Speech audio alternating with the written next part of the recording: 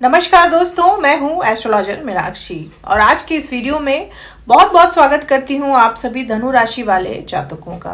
दोस्तों, साल का पहला महीना, बहुत सारी उम्मीदें, बहुत सारे नए नए सपने।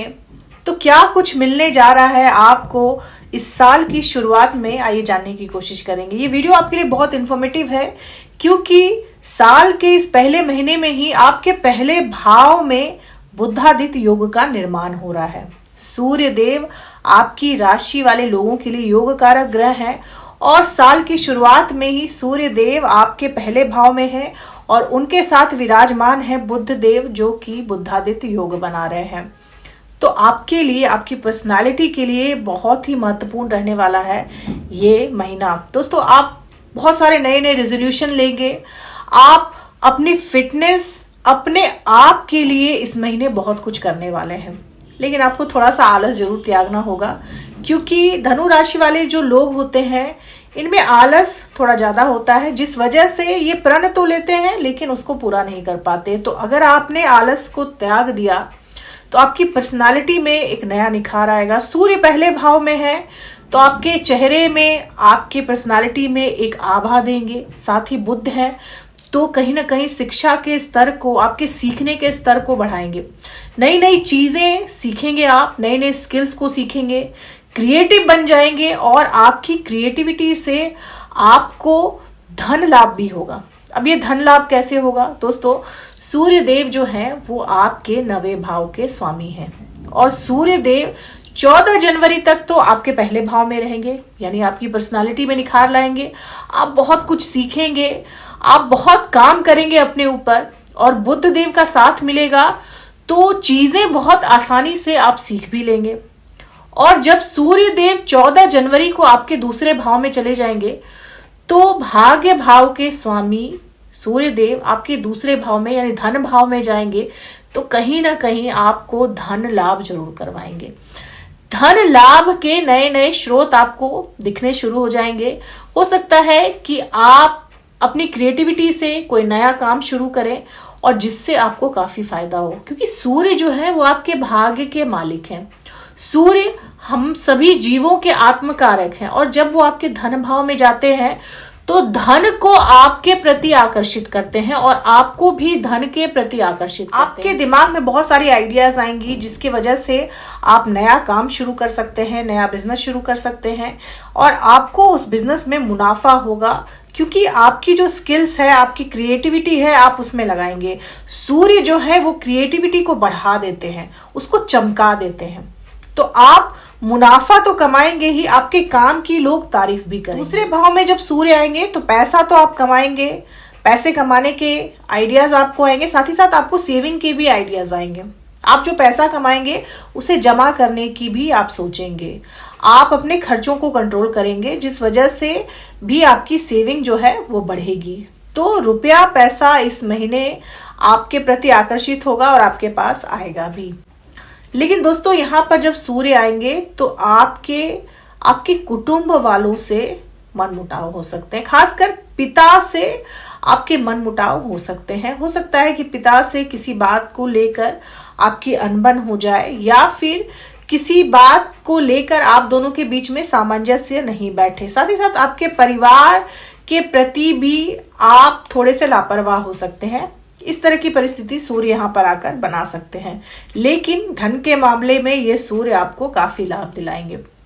दोस्तों, धनु राशि वाले लोगों की एक बहुत बड़ी खासियत होती है कि उनमें जन्म से ही लीडरशिप क्वालिटी होती है।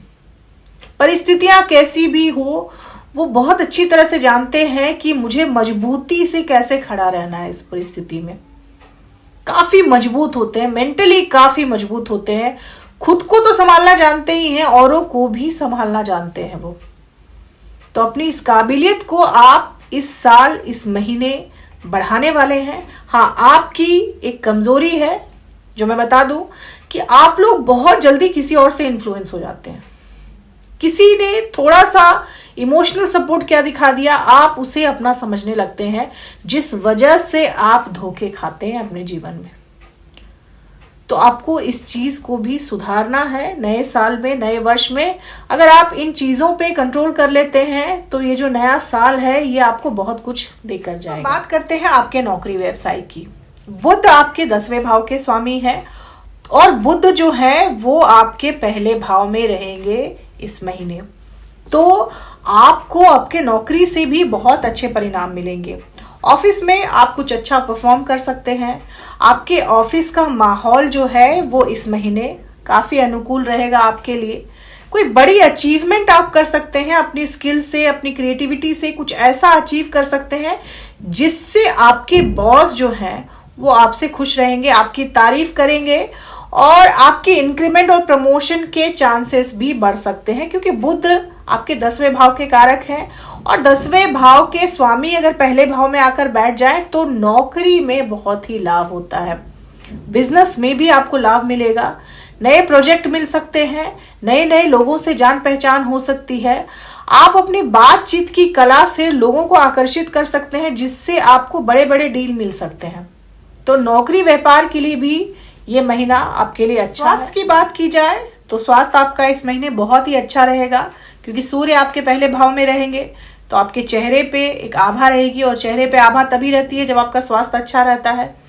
आपको छोटी मोटी परेशानियां हो सकती हैं, सर्दी जुकाम या फिर इन्फेक्शन वगैरह, जो कि कुछ ही समय में अच्छी भी हो जाएंगी, ठीक हो जाएंगी। आपको आंखों से संबंधित परेशानी हो सकती है इस महीने, हो सकता है आपके चश्मे का पावर वगैरह बढ़ जाए। बाकी स्वास्थ्य आपका अच्छा रहेगा। बात करते हैं आपके लव अफेयर्स की, आपके वैवाहिक जीवन की। मंगल आपके 5वें भाव के कारक हैं। 5वां भाव जो होता है वो आपके लव अफेयर्स का होता है, आपके रिलेशनशिप का होता है।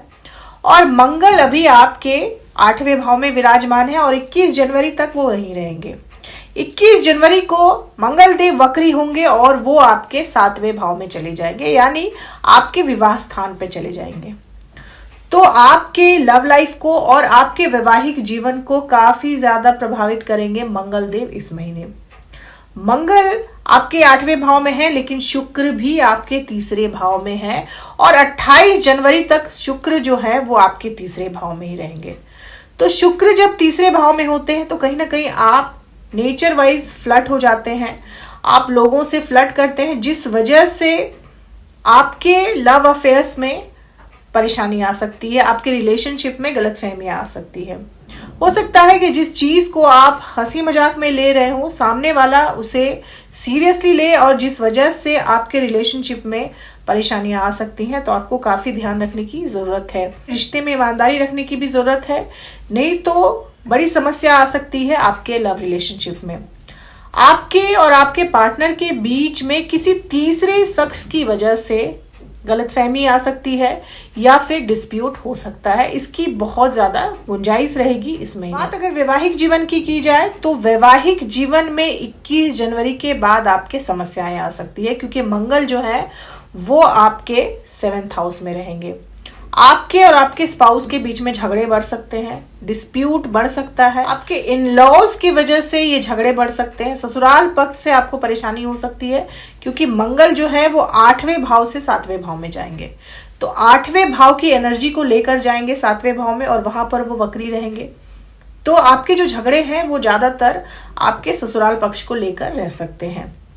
आपके और आपके स्पाउस के बीच में अंडरस्टैंडिंग की कमी रहेगी, आपको लगेगा कि सामने वाला मुझे नहीं समझ रहा है, लेकिन जैसे ही मंगल की परिस्थिति में सुधार आएगा आपके और आपके स्पाउस के रिश्ते में भी सुधार आ जाएगी।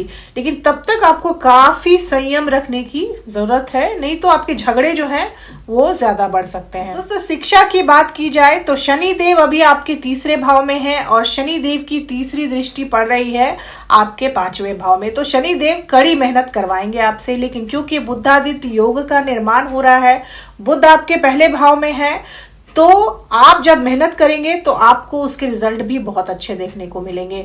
आप मेहनत करेंगे क्योंकि शनि आपसे मेहनत करवाएंगे और जब आप मेहनत करेंगे तो जाहिर सी बात है आपको परिणाम जो है वो बहुत ही अच्छे मिलेंगे, बहुत ही सुखद मिलेंगे। विद्यार्थियों को इस महीने भटकाव से बचने की जरूरत है, क्योंकि मंगल जो है वो 21 तारीख तक आपके 8वें भाव में रहेंगे। मंगल देव आपके 5वें भाव के कारक हैं, तो आप में बीच बीच में भटकाव आ सकता है, एग्रेशन आ सकता है, जिसको आपको कंट्रोल करना है। और आप जब इसको कंट्रोल कर लेंगे तो आपको बहुत ही अच्छे रिजल्ट देखने को मिल सकते हैं। शुक्र के तीसरे भाव में रहने से आप कहीं ना कहीं घूमने फिरने का प्रोग्राम बना सकते हैं। आप अपने परिवार के साथ कहीं घूमने जा सकते हैं या फिर किसी शादी या समारोह में शामिल होने के लिए भी आप बाहर जा सकते हैं। शुक्र 28 जनवरी को आपके चौथे भाव में गोचर करेंगे और शुक्र के चौथे भाव में गोचर करने से हो सकता है कि आप लग्जरी की किसी आइटम की खरीदारी करें। आप मोबाइल खरीद सकते हैं, आप फोन, टीवी, इस तरह की लग्जरी आइटम आप खरीद सकते हैं अपने लिए। अपने इस्तेमाल के लिए आप लग्जरी आइटम की खरीदारी कर सकते हैं 28 जनवरी के बाद। मकान लेने की अगर आप सोच रहे हैं तो उसकी भी डील आप कर सकते हैं 28 जनवरी के बाद, क्योंकि शुक्र आपके चौथे भाव में रहेंगे तो नए मकान या नए वाहन खरीदने की भी पूरी गुंजाइश को बढ़ा देंगे। सावधानियां आपको क्या रखनी है दोस्तों आपके चौथे भाव में राहु हैं और आपके 10वें भाव में केतु हैं। तो आपके चौथे भाव को और आपके 10वें भाव को, दोनों ही भाव को प्रभावित कर रहे हैं राहु केतु, और फिलहाल वो वहीं रहेंगे। तो आपको अपने परिवार में सामंजस्य बना के रखने की पूरी जरूरत है। परिवार वालों से किसी भी बात पर बहस में ना पड़े, नहीं तो नुकसान आप ही का होगा। साथ ही साथ अपने ऑफिस में, अपने कार्यालय में या फिर जहां भी आप काम करते हैं वहां पर भी अपने सबॉर्डिनेट्स पर, यानी अपने नीचे काम करने वाले लोगों पर काफी नजर रखें। वो आपके खिलाफ षड्यंत्र कर सकते हैं। केतु जब आपके 10वें भाव में होते हैं तो आपसे नीचे काम करने वाले लोग या फिर आपके सहकर्मी भी आपके पीठ पीछे आपके खिलाफ षड्यंत्र कर सकते हैं, जिससे भी आपको काफी सावधान रखने की जरूरत है। छठे भाव में बृहस्पति हैं, आपके पहले भाव के स्वामी हैं और छठे भाव में है। छठा भाव हमारे सर्विस का होता है।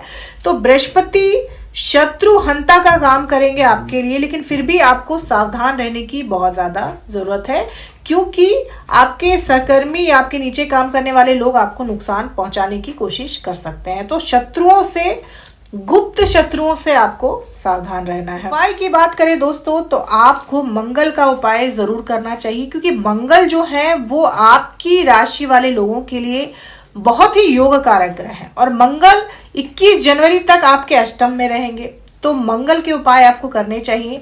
आपको हनुमान चालीसा का पाठ प्रत्येक दिन कम से कम 2 बार जरूर करना चाहिए। ऐसे तो अगर आप कर सकते हैं तो 7 बार करें, आपको बहुत ही अच्छे परिणाम देखने को मिलेंगे, चमत्कारिक परिणाम देखने को मिलेंगे। 7 बार हनुमान चालीसा का पाठ कर लेते हैं प्रत्येक दिन। लेकिन अगर आप ऐसा नहीं कर सकते हैं तो प्रत्येक दिन 2 बार आप हनुमान चालीसा का पाठ करें। और ध्यान रखें दोस्तों कि अगर आप मांस मदिरा का सेवन करते हैं तो मांस मदिरा का सेवन कर कभी भी हनुमान चालीसा का पाठ नहीं करें, नहीं तो इससे आपको विपरीत परिणाम देखने को मिल सकते हैं। तो दोस्तों ये थी मेरी प्रेडिक्शन धनु राशि वाले लोगों के लिए जनवरी के महीने की। अगर वीडियो आप लोगों को अच्छी लगी हो तो चैनल को सब्सक्राइब करें, लाइक करें, शेयर करें, कमेंट करें और बेल आइकन जरूर दबा दें दोस्तों। तब तक के लिए जय माता दी, जय श्री राम।